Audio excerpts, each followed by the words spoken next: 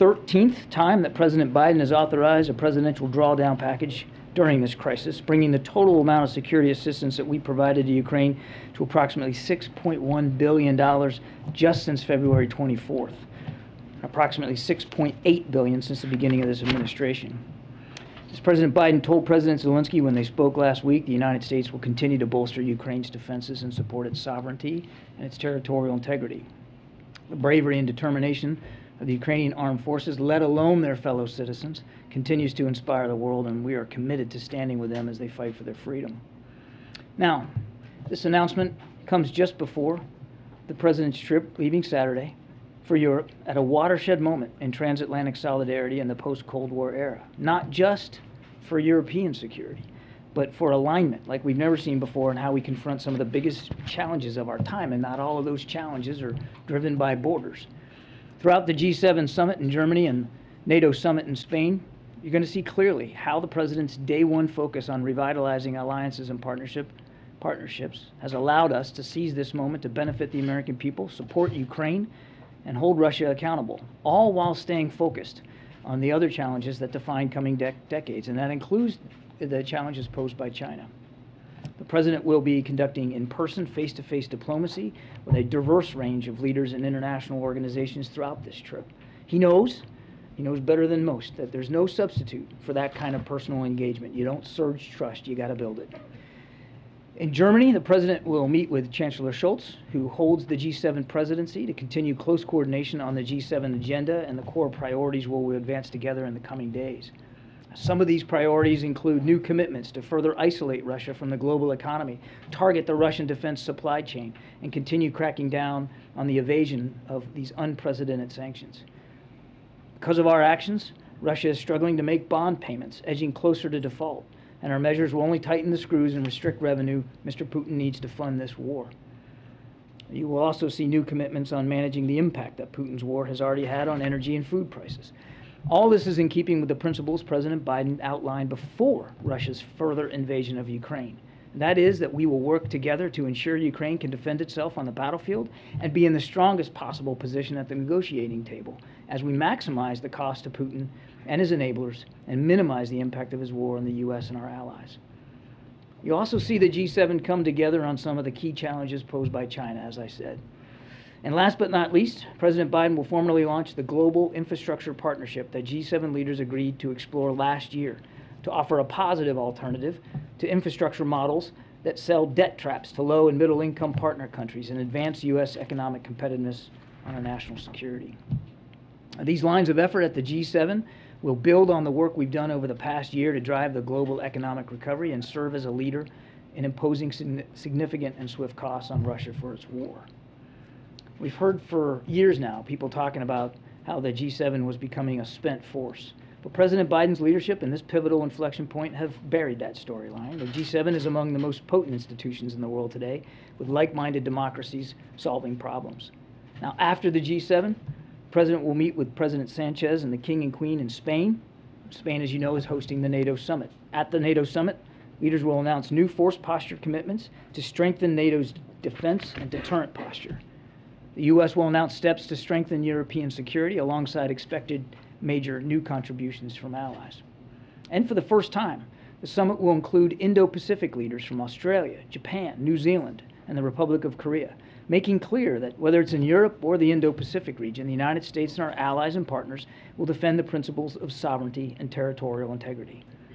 Now, finally, the trip will also serve as a clear contrast to some early predictions that never really played out. Instead of a shaken West, for instance, we are more resolved than ever to support Ukraine and are leading that effort head-on at both the G7 and the NATO summit. Instead of distracting us from the Indo-Pacific and China, the President's leadership with respect to supporting Ukraine has actually galvanized leaders in that region and effectively linked our efforts in Europe and in Asia.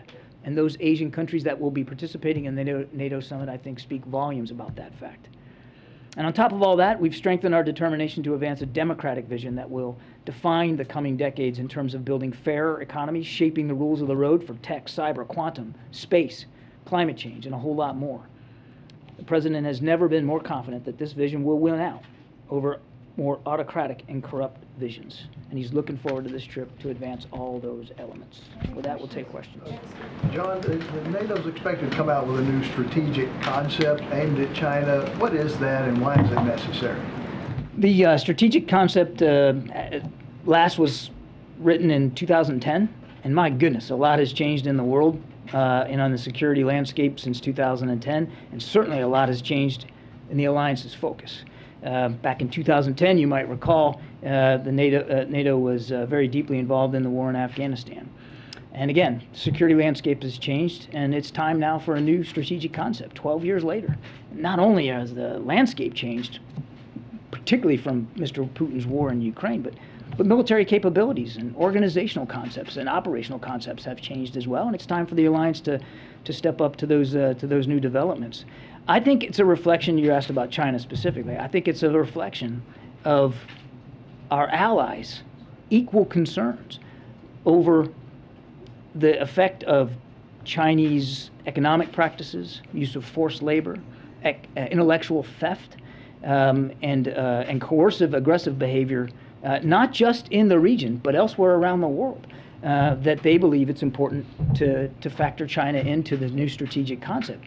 It builds on, you might remember less than a year ago, the defense ministers for the first time in NATO put mention of China in the communique. So it's building on what has been months and months of discussions and deliberations with the allies about the threat that China poses to international security well beyond just the Indo-Pacific region.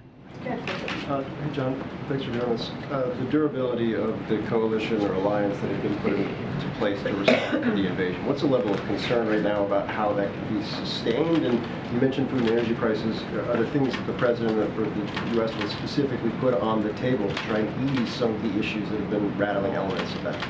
To your second question, the answer is yes. I don't want to get ahead of specific deliverables right now, Phil, but I think it's fair to say that that there will be announcements forthcoming about how to impose further costs and consequences on Russia. But again, I don't want to get ahead of that. On your first question, I mean, my goodness, he's going into a NATO summit where the alliance has truly never been more unified, and now there's active discussions about adding to that list of nations another two countries willing to seek a session in NATO. It's just truly never been more relevant or viable. And the same goes for the G7.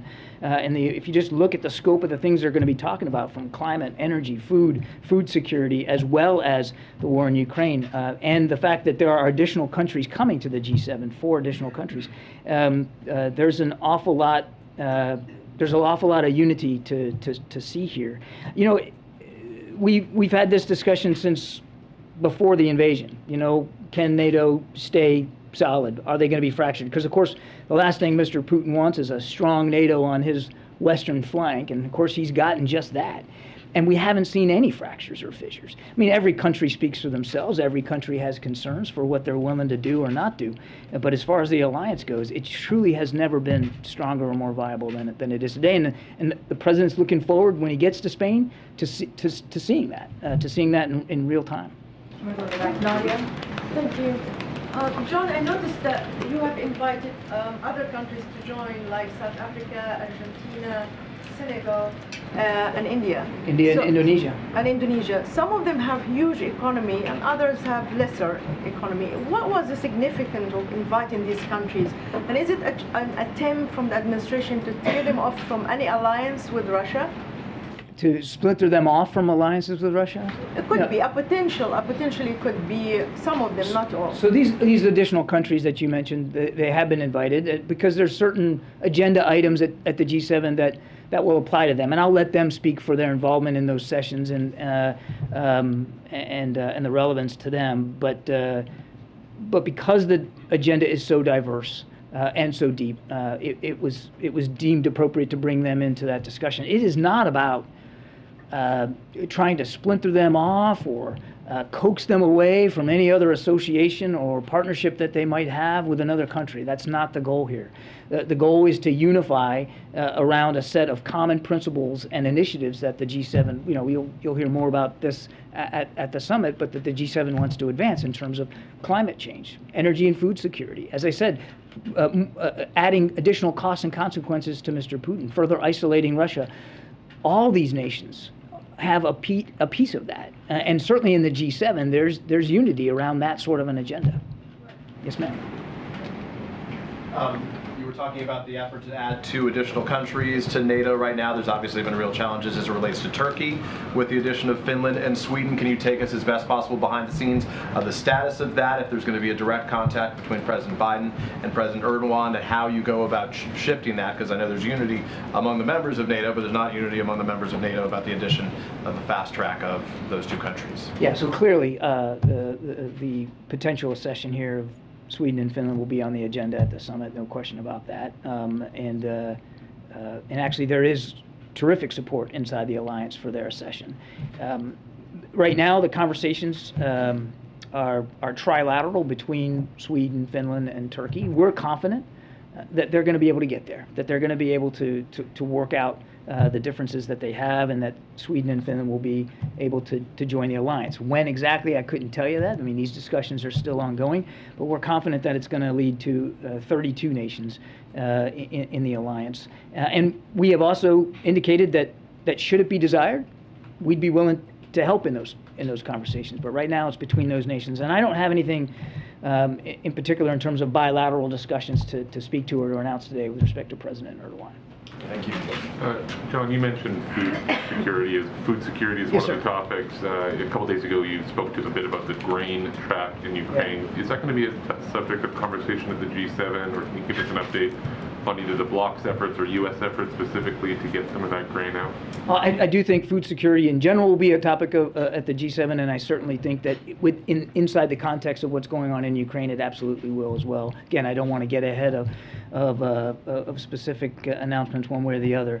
I would tell you that we are already working with allies and partners to help try to get this grain out of the country. As I said the other day, we know it's a perishable good, and it's an important good.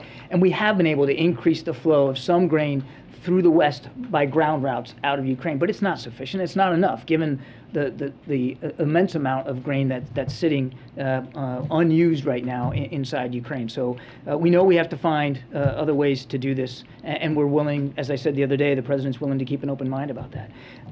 Obviously, it would certainly help if the Russians would lift what is essentially a blockade in the Black Sea and a blockade over Odessa, which they have obviously shown no desire to lift. But that's a real key here. And so I know you're aware that Turkey's talking to Russia about this. We certainly welcome Turkey's involvement in trying to broker some sort of arrangement where that grain can be transferred by sea. But I think it just remains to be seen whether that's going to be viable. There was reports out of Turkey that there might be some kind of meeting next week on this. Is there anything you can share on that? I don't have any details on that. I'd refer you to our Turkish counterparts and our Turkish allies on that.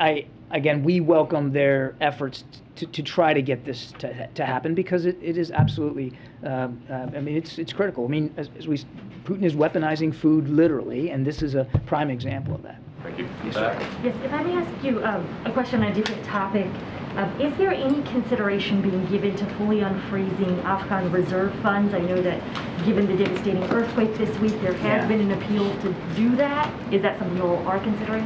What I can tell you is 2 things. One, we're still working through the processes here with respect to that $3.5 billion that you're referring to. That was assets frozen here in the United States. We're working through a series of processes, including on the legal front, to see how we can get that access quicker than we can right now. But we want to make sure it has to be done the right way, and so there's a process here that we're working through. But we're not waiting. That money is set aside, and President Biden was wise to do that, to set that money aside for use in Afghanistan for humanitarian assistance purposes, and it's still the intent in every way. But there's an urgent need now, and so the president, while we're working on that process, and we want to get it solved as quickly as we possible, and there's a lot of hoops to jump through. We're also working very, very stridently right now through USAID and their international partners to get aid and assistance to the Afghan people now. I think the death toll is now is over 1,000. We understand that, and we're working hard to get that aid and assistance to them. And frankly, it's already starting to show up through our international partners, through USAID's international partners. Can you articulate at all when you say that there are some loopholes to go through and that it may take some time, some of the legal challenges? Can you help us understand what what has been some of the hangups? Yeah, it's not loopholes. There's a legal process here that has to be pursued to be able to apply that able to apply that funding for that purpose, and we're still working our way through that. And I think because we're still working through a legal process here, it wouldn't be wise for me to talk in too much detail here from the podium about that. Thank you, Karine. Thank you, John. So earlier you talked about the debt trap that you were going to address that issue on this trip. The global infrastructure partnership, which is going to be announced on this trip. Yeah. How is it a reboot on the Build Back Better world, and is it supposed to be an alternative to China's One Belt and One Road initiative? And I want to add a question on the allies. You're talking about the allies never been stronger. However, we see yesterday China is hosting a BRICS business forum, and we see India and Brazil sitting down with Xi Jinping and Putin. So what's White House reaction on that? Thank you. So let me take the second one first, because I tend to forget questions if I do them in the order you asked them. No, it's okay. It's just age.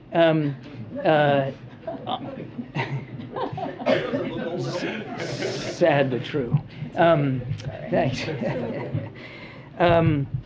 So on the BRICS, we'll let those countries speak for themselves, and for the meetings they're having and the discussions and whatever outcomes there might be from that, they can speak for themselves. What I think is important for us to speak to today is this weekend, is G7 and the NATO summit, and the multilateral efforts that President Biden is applying to revitalizing these alliances and partnerships, and really putting forth ideas, concrete initiatives that are gonna help our national security, help economic security, help food security. And so that's what we're focused on. Those countries can speak for themselves, and it's obviously not the first time that they have gotten together, but I'll let them speak for their agenda. Well, I can only talk about ours, and I just laid that out in the opening statement. On the global infrastructure partnership, I think this was something that the president unveiled at the G7 summit last year.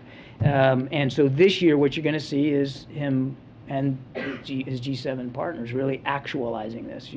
I don't want to get ahead here of announcements, but you'll see the G7 really putting some energy and some resources behind this going forward. And it is about, as I put in my opening statement, it is about alternatives to other models out there that are highly transactional and actually work to the disadvantage of lower and middle income countries.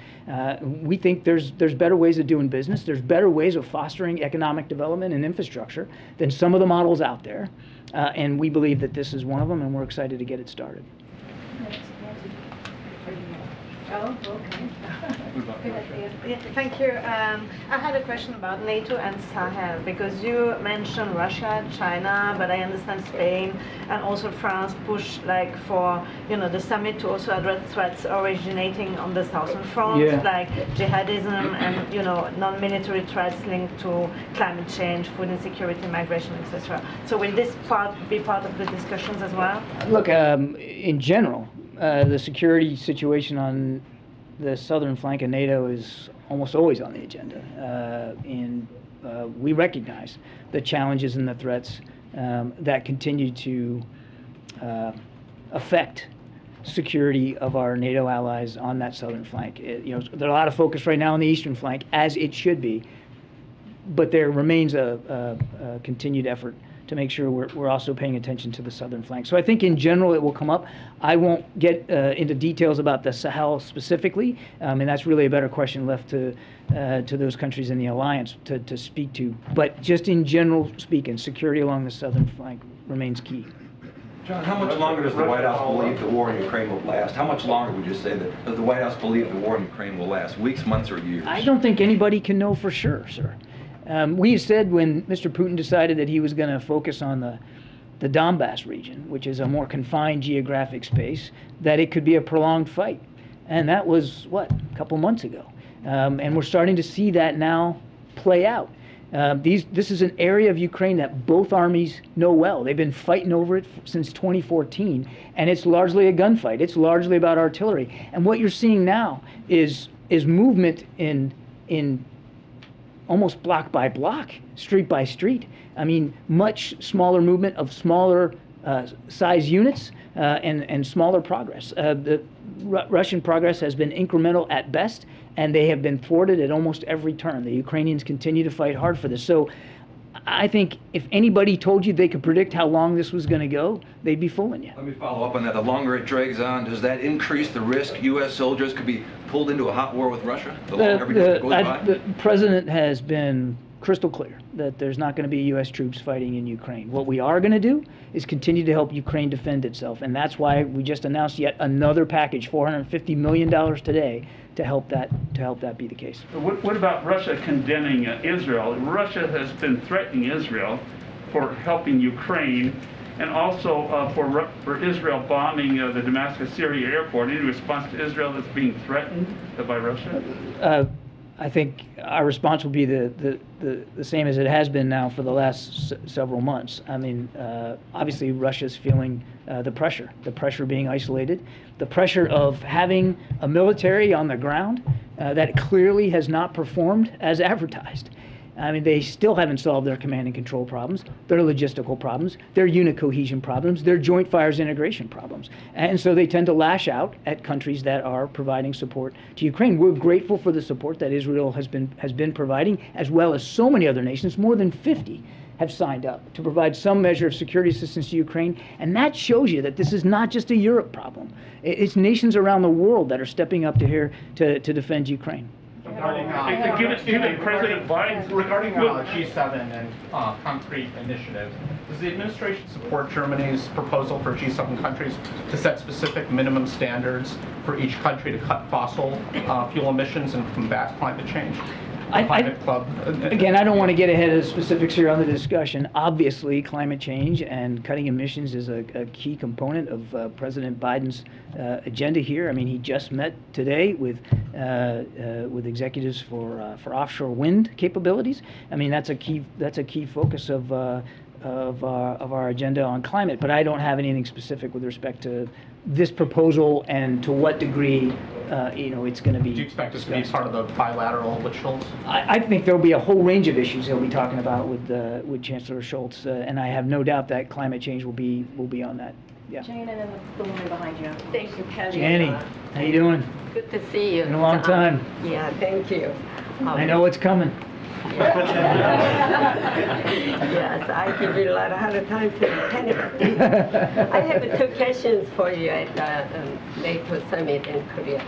Do you have any plans to hold a trilateral summit between U.S. and South Korea, Japan at the NATO summit? I don't have any additional meetings to talk about today outside of the agenda of the G7 summit. So I don't have anything to announce with respect to a trilateral meeting. I think you know, and we've talked about this many times, that President Biden is keen to see greater trilateral cooperation between us and our two allies.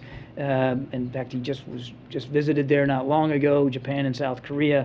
We also are keen to see increased bilateral cooperation between Japan and South Korea, and that's happening. So he's very much looking forward to seeing them. Yeah, second question, China opposes South Korea's participation in the NATO summit. Also, do you think if South Korea cooperated defensively with NATO, it will sufficiently contain China and Russia? So a couple of thoughts there. China doesn't get a veto on what meetings the South Koreans attend and associate themselves with. And this isn't about an Asian version of NATO. NATO is a transatlantic security alliance, the most effective, the most viable one in the world, the most successful one in the world. And we're excited that the South Koreans are going to be there to talk about this. And as I said, or to be part of the agenda there. And as I said at the outset, it's an indication of the linkage of global security between Europe and the Indo-Pacific. It's not one or the other anymore. It's not binary. The same kinds of assaults on territorial integrity and sovereignty that we're seeing in Europe can happen in the Indo-Pacific. And of course, our South Korean allies know that better than most. So we think it's significant that they're going to be there. We're excited to have them there. But this isn't about creating some like version of NATO in the Pacific. Thanks. You just noted that the U.S. intends to continue, obviously, supporting Ukraine, but I'm wondering how much the administration is weighing its aid to Ukraine in terms of the economic hardships here at home, and if there's a point at which the U.S. will curb its support for Ukraine down the line. Can you repeat the first part? How much what? How much the administration is weighing its aid to Ukraine with the economic hardships that Americans are seeing here at home. That's a great question. So, you know, we just got an additional supplemental from Congress for $40 billion. Not all of that is designed for security assistance. A lot of it is for humanitarian assistance as well. And it was passed on a bipartisan basis. It's clear that members of Congress from both parties believe strongly that we have to continue to support Ukraine. And so we're going to do that. And will we need to go back for additional funding? We just don't know right now. I mean, the war is by nature unpredictable. And so President Biden has made it clear we're going to continue to support Ukraine as much as we can, as fast as we can, and we're doing that. And we'll see where this goes going forward. But obviously, the president's not insensitive to the pressures, particularly in gas and food prices that the American people are facing. And you have to balance that. And he's trying to strike that balance. He said, and I mean, he has said this since he said it, but when he made clear that we were going to support Ukraine in this fight, literally for their lives, let alone their democracy, that there were going to be costs incurred by that. And we're starting to see, we are seeing that happen right now. The president was nothing but honest with the American people about that. Mr. Kirby, does the president support? Mr. Kirby, we'll get to you, Simon, right after the gentleman in blue. Sure, thank you. They're all in blue. Well, this guy has like the light blue. I've got a little. Oh, okay, I got you. Yeah, it looks good. That's how we're deciding, by the way. Fashion. Yeah, not fashion, just. If it's okay, I want to go off topic just for a second and ask you about a letter that's been sent by Democratic senators to the president regarding the Shireen Abu Akleh killing, asking for a full U.S. investigation. I'm wondering if the NSC has seen this, do you have a reaction, and do you support or agree with their assessment that the Israelis can't be trusted to conduct their own investigation? I don't know if I don't know the status of the letter here at the White House, sir, so you're going to have to let us take that question and get back to you. I'm not aware. But I can tell you that we've been nothing but consistent, that this death needs to be fully and transparently, thoroughly investigated. And that's our expectation. We've made that very, very clear to all parties. And we're going to continue to discussion about an independent U.S. investigation? I know of no discussion about an additional independent U.S. investigation. Simon, go ahead. Okay. The country malign Russian activities in Africa Act that is being debated or prepared in the Senate to actually compel African nations to choose between Russia and the U.S. Does the president support it? And is he concerned that by trying to almost compel African nations to choose between working with Russia and working with the U.S., he's really making it difficult for those nations, especially because African nations have had really good relationships with the U.S. and good relationship with Russia at the same time? Look, every nation has to make a sovereign decision for itself about who it's going to associate with. The act says they will identify Africans who continue to work with Russia. They will identify government and sanctioned government that continue to work with Russia. So I'm asking you, does the president support that act in the first place? I'd have to get back to you on that. I don't know if we've taken a position on this pending legislation. We understand that there are a range of security challenges in Africa. And those challenges aren't getting any easier or any better by the involvement of nations like China and Russia on the continent. Now, every nation there has to make their own decisions about who they're going to associate with. But one of the things that back to the G7, this partnership for infrastructure, the global partnership for infrastructure that the president's looking forward to actualizing, will do is help economic development and infrastructure in places like the continent that empower these nations to improve their own situations and that of their citizens. Okay, last question. Thank you.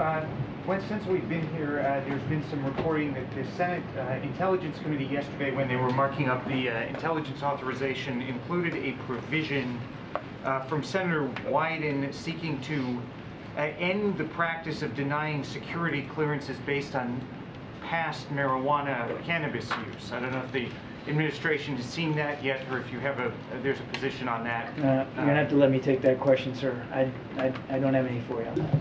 James, why don't you go ahead? Thank you very much. I appreciate it. I wanted to ask two questions about Russia-Ukraine.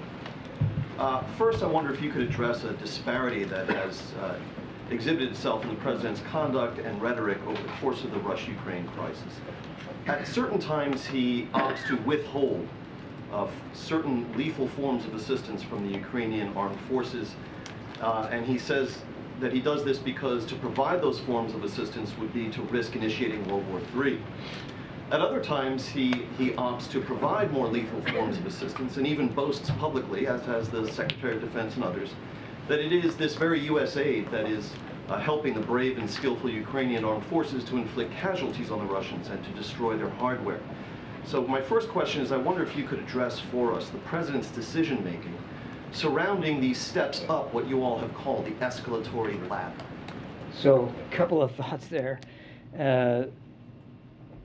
The one escalating here is Mr. Putin, James. He's the one who decided on the 24th of February that he was going to invade a sovereign, independent nation next door. He's the one who flowed in more than 100,000 troops, thousands of tanks, aircraft, has launched literally thousands of missiles into Ukraine. That's the escalation. And I think, quite frankly, I would, with all respect, take issue with the premise of the question that we have been sort of not consistent in the kind of aid and assistance that we've been providing to Ukraine. We are working with Ukraine lockstep every day about what their capabilities gaps are, what they need for the fight. And the reason, James, that we do it in parcels like this is so that we can keep it relevant to what's going on the battlefield. And so you remember in the opening weeks, everybody wanted to talk about Stingers and Javelins. And you know why? Because Stingers and Javelins were relevant to the fight at the time, when Mr. Putin was advancing on Ukraine along three major geographic axes, north, south, and from the east. He has now constrained and limited himself to the Donbass, to a flat, more rural environment that is very reliant on artillery. And so we started flowing in howitzers. The other thing that we started to do was to train on some of these systems. In the early goings, we were focused on systems that we knew the Ukrainians could use quickly because they'd already been trained on it, because they grew up with these systems. And so that's why we were working so hard with other countries to provide long-range air defense systems like the S-300, because that's what they're used to using. So as the war has changed and evolved, which war does, their needs have changed and evolved, and our contributions have changed and evolved. And my follow-up, if I may. A few weeks into the conflict, the administration declassified and disclosed fresh intelligence passed to us through a number of administration spokespeople, including yourself, suggesting that President Putin was receiving sanitized and inaccurate reporting from his own team about the status of the Russian war effort in Ukraine. Is that still your assessment, or is it the assessment of the United States that somewhere along the line, and if you could tell us when, that would be helpful, President Putin rectified this problem, and do you believe that he has for some time now been receiving accurate reporting from his own team about the status of the war? We did provide some context about that intelligence reporting, which was relevant and true at the time. I don't have additional intelligence or context on intelligence to provide today. So I can't tell you definitively exactly what briefings and reports Mr. Putin is getting and how accurate they are or inaccurate, or frankly, how that information changes his decision-making calculus. It is clear to us, just in the main, that he very much is in charge of this war, that he very much is making the decisions, that he very much is responsible for the activities, the actions, the atrocities that his troops are conducting on the battlefield. Thanks, everybody. Oh, I gotta go. Karine's gonna kick me out. I gotta go. We'll never Don't kick need you my out. old man No, glasses. Get your glasses on. Thank you. Thanks, John. Thank you, John. Okay, thanks, John. Just have one thing for all of you. This morning, the number of Americans on insured unemployment hit the lowest level since 1970, lower than any year of the presidencies of Reagan, H.W. Bush, W. Bush, or Trump. Today's weekly UI data is consistent with a job market where unemployment is low and people can seamlessly find jobs. That's not all what a recession labor market looks like. We brought unemployment below 4% 4 years faster than forecasters thought was possible before we passed the American Rescue Plan. We have added an average more than 400,000 jobs per month in recent months, and as we make a transition to steady and stable growth over the course of the next year, even something closer to the range of 150,000 jobs per month would be consistent with an unemployment rate as low as it is now and a sign of a healthy economic transition. With that, Amr, you want to kick us off?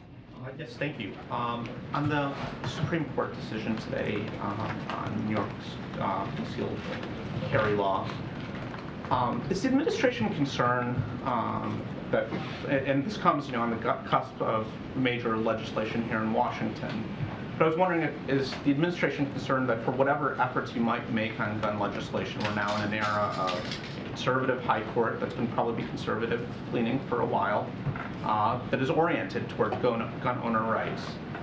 Are we now in a period where, for whatever the president may try, that gun owner rights are just going to be expanded? Well, let me just say that we are disappointed by the Supreme Court's ruling today.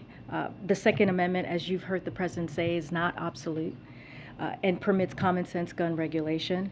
Justice Department defended New York's concealed carry law, which had been in place since 1911 and imposed only a modest burden on most gun owners. The law applied only to handguns and public places and contained an exception for people who could establish an actual articulable need for self-defense.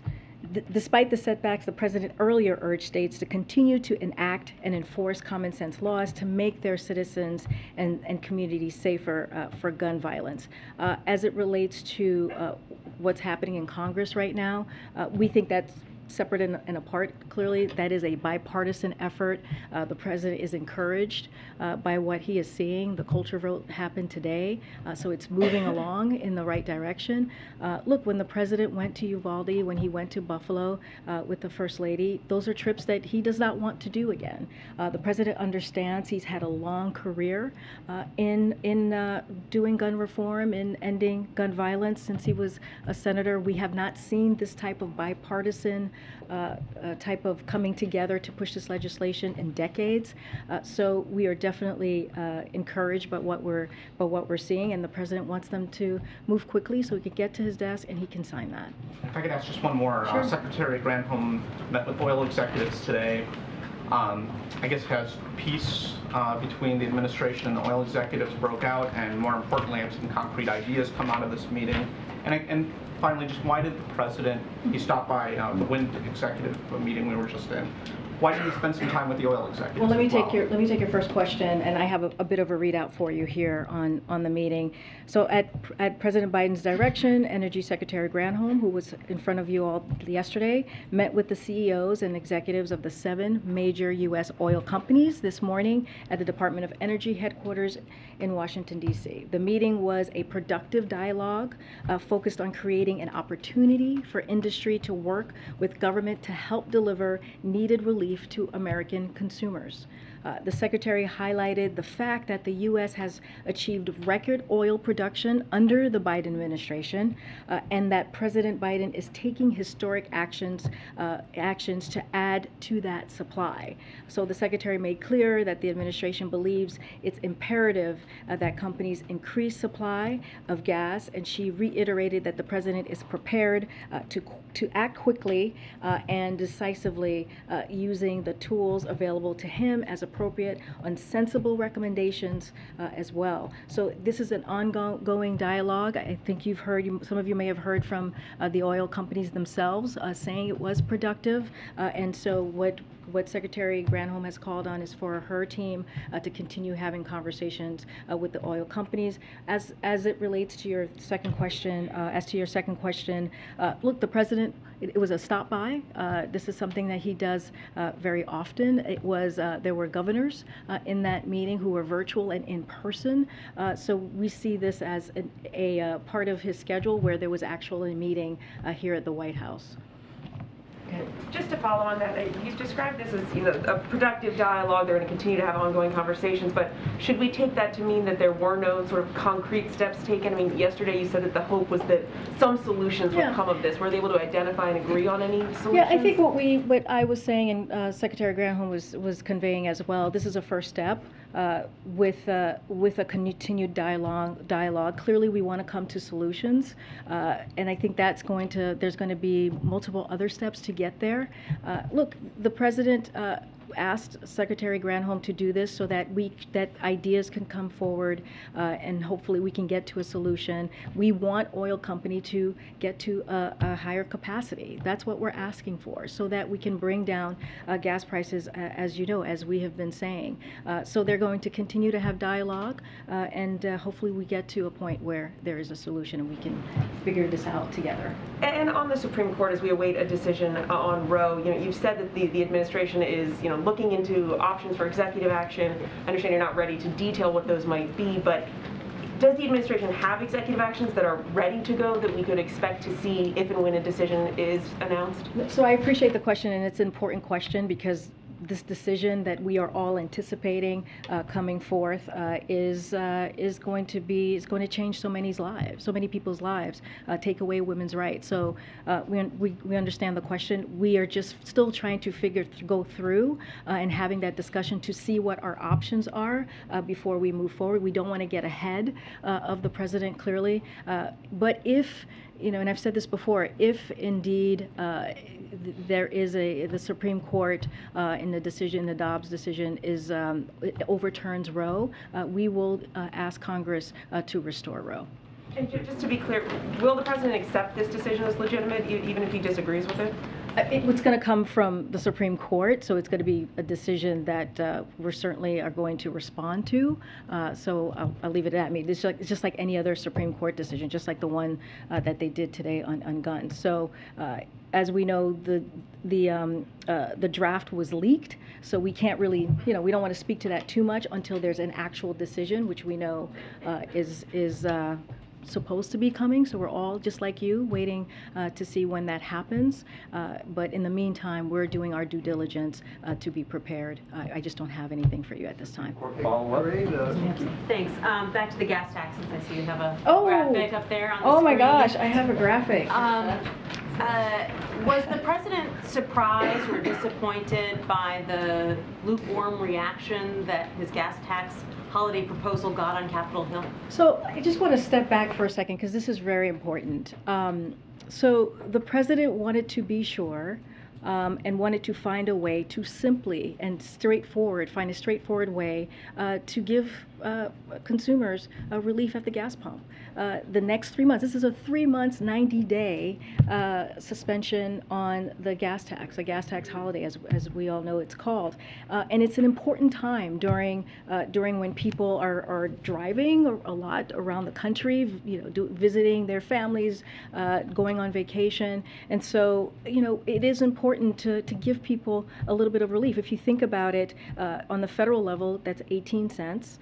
He also called on states. We've seen some states, this is one of the states here, Maryland, do the same, and the average amount in states is about 30 cents. So already you're at 48 cents right there, almost 50 cents. That matters for people.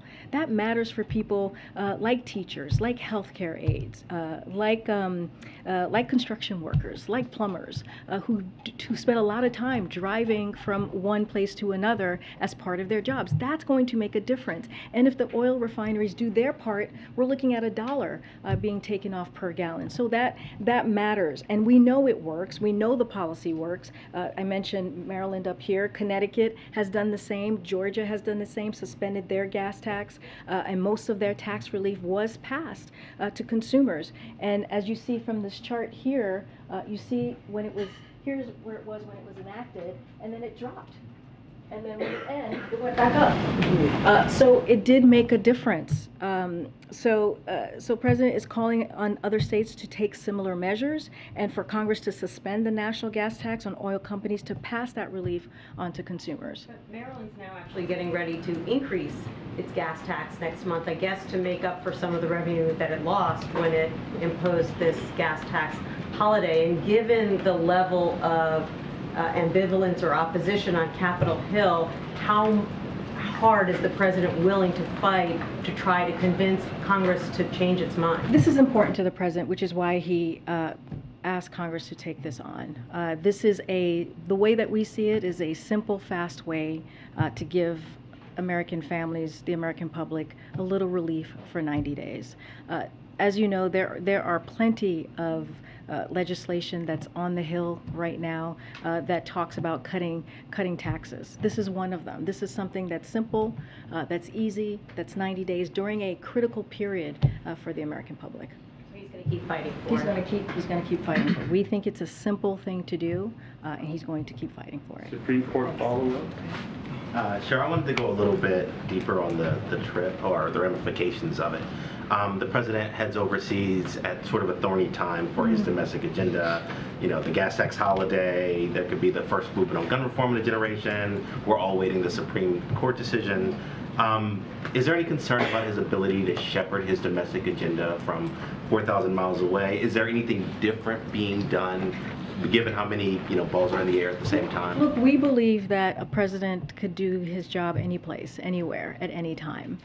So that is not a concern for us. Clearly, yes, to your point, Cleve, there is a lot going on in the world, but that is what is expected of a president. There are always multiple issues, sometimes multiple crises that a president has to deal with, but it doesn't stop them from doing the work that they need to do.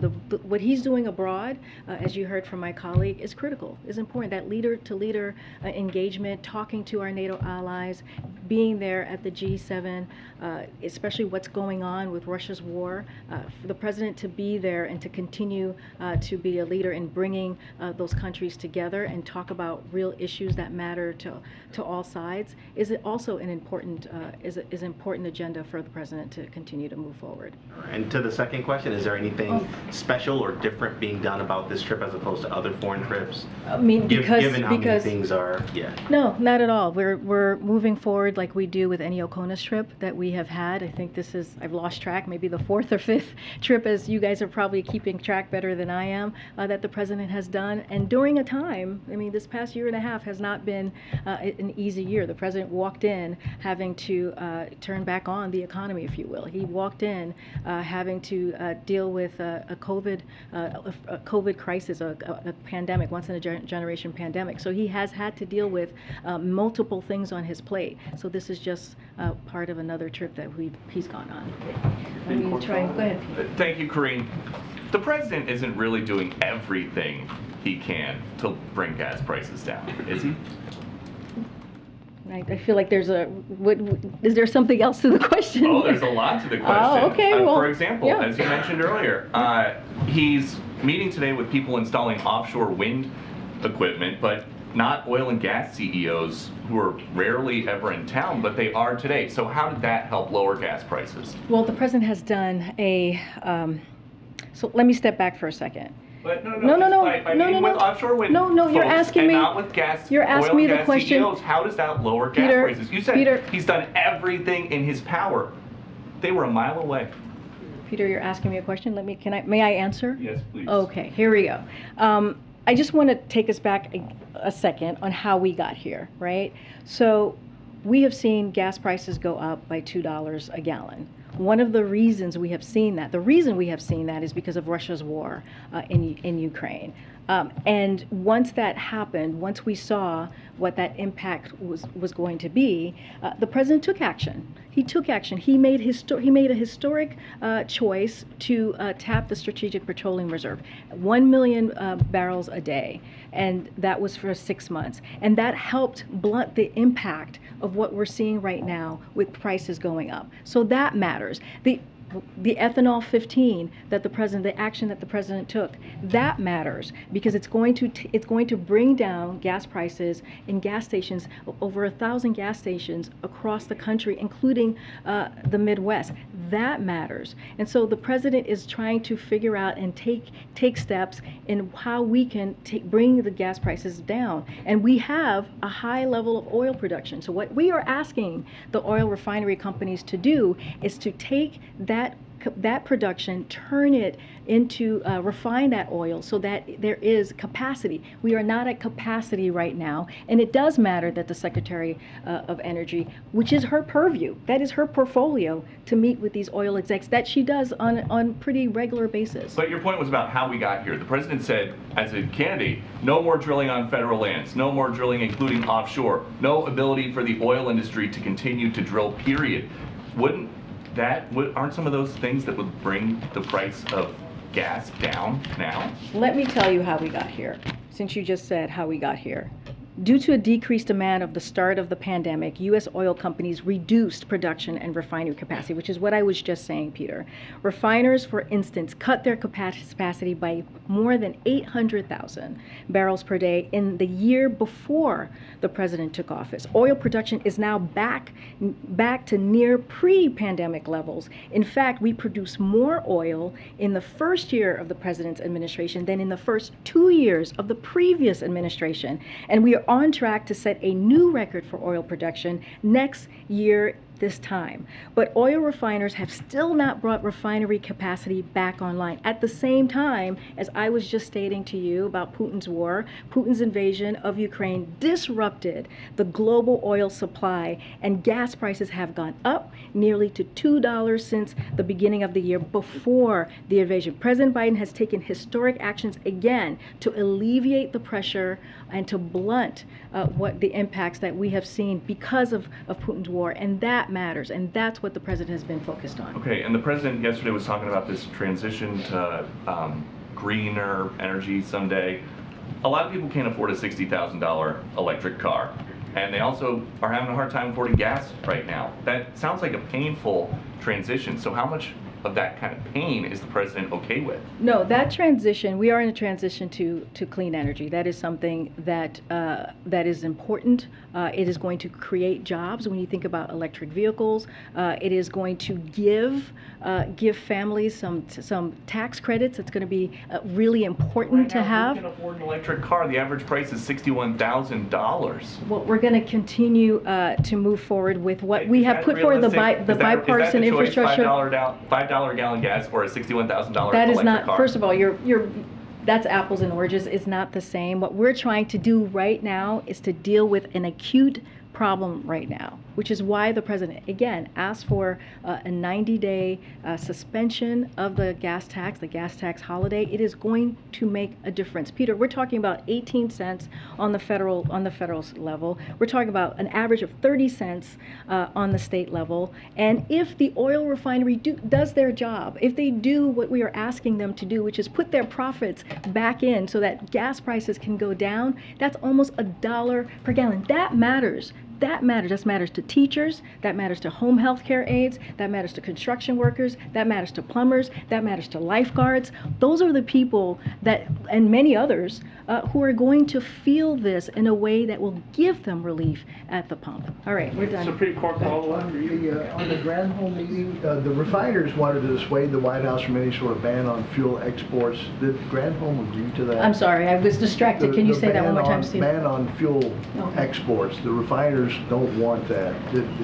Was that discussed at the meeting today? Did Secretary Granholm agree to set it off the table? I can tell you, Steve, that decision has not been made. There's no decision on that at this time. And secondly, on the gas tax holiday, has the president talked to lawmakers today about this to try to get them on his side? So I don't have any meetings to preview for you at this time, but we are going to, our Office of Ledger Affairs is in constant communication with folks on the Hill. So that is going to be an ongoing conversation. And the president, this is something that the president thinks is going to be really important for the American people, to give them that relief, a little bit of breathing room, as you hear the president. I'm going to just take a couple more. On refinery capacity, refineries right now are operating at about 93-94% capacity. When you talk about asking them to increase their capacity, bringing other refineries online is not as simple as flipping a switch. Do you want them to take 93-94% up to 98%? How are you guys thinking through the problem as it exists in terms of what they can do? So there's a difference between the share of existing capacity being utilized and the amount of total capacity available. The overall capacity of the U.S. refining industry fell due to the pandemic, which is what I was going through earlier, and that capacity has not been brought back online even as consumers' demand has returned thanks to the president's recovery plan. So the president is calling again on U.S. refiners to increase capacity and output in the near term and making clear he is committed to using all reasonable tools and authorities as appropriate to help. And so there is a difference there. And so we're asking them to increase that capacity, which we have not seen yet. Bringing us back online, one of the issues has been, willing to invest or on the CapEx side. Is the administration looking at anything on the regulatory side they think they can do to help that process along? So I don't have anything here to share on what else we might be looking at. Again, the president is willing to use his executive authorities. We just haven't made a decision. We want to come to a resolution here, or a solution. That's why Secretary Granholm had this meeting today, where they're going to continue to have the discussion. And so that's what we would prefer. And so that's where the direction that we're going. At the same time, making sure that, the gas tax holiday, making sure that we're doing other things as well to do our part. Again, the gas tax holiday is a one of the solution, right? It's not the whole thing. We've done a series of things, and the president's going to continue to see what else he can do to give relief to the American people. Go ahead. I'm just going to take a couple more. Does the administration have any response to Intel announcing that it is indefinitely delaying the groundbreaking of its very large semiconductor facility in Ohio? I don't have any. I don't have any more information on that. I heard that reporting. I would have to check in with our team, but I don't have anything to share from the podium today. One of the things that has come up before today's meeting with Secretary Granholm was Jones Act waivers. Is that something that was discussed in the meeting, or do you know if that's still on the table for the president? I don't have more to share from the meeting, from what I just read out. So we don't know whether it was. I just don't have anything from what I just read out. But the president hasn't ruled it out. I just don't have anything for you right now, Josh. Okay. And going to Phil's question, I mean, part of the reason capacity has shrunk, these facilities are being converted to produce, or some of them are being converted to produce renewable diesel instead of petroleum-based fuels. Others are simply, old. They're like old cars been taken off the road. They can't just turn on again. So do you think those conversions should be reversed or halted, or do you think the refiners are overstating the sort of pain that they'd have to go through to turn on some of these plants again? What we believe is that they are not operating at full capacity. That is what we believe, and so just to give you a little bit here, and I said this yesterday, I'm happy to share it again. As of yesterday, I said crude oil prices have dropped by nearly 15% from 2 weeks ago, but prices at the pump have barely budged. The last time the price of crude oil was $110 a barrel, and the price of gas was $4.60 a gallon. Today, it's about 35 cents higher. That difference is a result of companies' record high profit margins for refining oil. Refinery margins have tripled since the beginning of the year. It's just the first 3 months of this year, the biggest oil companies made $35 billion, 4 times what they made in their first quarter of last year. We want them to put their profits back into refining oil so that we can bring prices down. And that is what we're are seeing. There are 9,000 approved drilling permits that remained unused. So there are things that could be done that we are just not seeing happen. This is why we're having the conversation. This is why the president wrote the letter. I'm just going to try and get other questions. On the G7 very quickly, one of the things the president has tried to do is boost gas shipments to Europe that aren't coming from Russia. Is there any discussion about that we should expect at the G7, or is that more of a medium-term thing? I just don't have more to add. I don't want to get ahead of what the agenda is going to be on G7. No problem. Thanks, Josh. Go ahead. In terms of ensuring that savings from any sort of gas tax holiday would be passed along to the consumers, Secretary Granholm seemed to say yesterday that the administration, at least at first, would be relying on asking them to just dialogue with these companies. Is it the White House's view that that is the only option to actually ensure savings are passed along to the consumer, or is there anything Congress could mandate or any regulatory action you could do to force those companies? I mean, I can't speak to what Congress could do to mandate it. Here's what we know. We know that this has worked. It's worked in Maryland. It's worked in Connecticut. It's worked in Georgia. Maryland and Georgia are Republican governors who have made that decision, and consumers have felt the relief. So it's doable. We have examples of doing that, and so we're going to, like Secretary Granholm said, we're going to talk to the companies and make sure that the families and American people should feel that directly. They should not be holding on to any of the funds, any of that 18 cents on the federal level. At this point, though, is that the only option for the administration? At this point, that's basically what Secretary Granholm stated is where we are at this point. On expanding capacity of refineries as well, you've talked about the need to do that, but there are some options the administration could take. There's a refinery that has had plenty of accidents in the past, has sparked environmental concerns, and some have said the administration could also loosen permit regulations. This refinery is in St. Croix, Virgin Islands. It's had environmental concerns in the past. Would the administration consider loosening any permitting regulations for refineries that have had environmental concerns to expand capacity? We don't have anything to share on the 2 points that you just made. All I can say is the president is willing to use his executive authority to do what he can to give relief to the American public. Right now, we're focused on calling on Congress to do the gas holiday tax, or the gas tax holiday, and also having this conversation with Royal Refinery to make sure that they are refining that crude oil that is at a high level that they can do to help bring down gas prices. I'll take one last Supreme Court follow-up. I'm trying to call. I've never called on you before. Thanks, Karine. I know you've addressed this a little bit before, but I'm wondering if you can kind of quantify how much of these January 6th hearings the president's been watching and what his overall reaction. So I can say that the president catches it from time to time. He has a busy schedule, obviously, and we have said this before, and keeps updated on what's happening. We'll just continue to reiterate that what we saw on January 6, 2020 was one of the darkest chapters of our nation, and it was a brutal attack on our democracy, a brutal attack on law enforcement, and we believe that Americans should be watching and paying attention to learn exactly what happened on that day. And we have full confidence in the January 6th Select Committee and the work that they're doing. Okay, thanks, everybody. I'll be back tomorrow. Divide the child.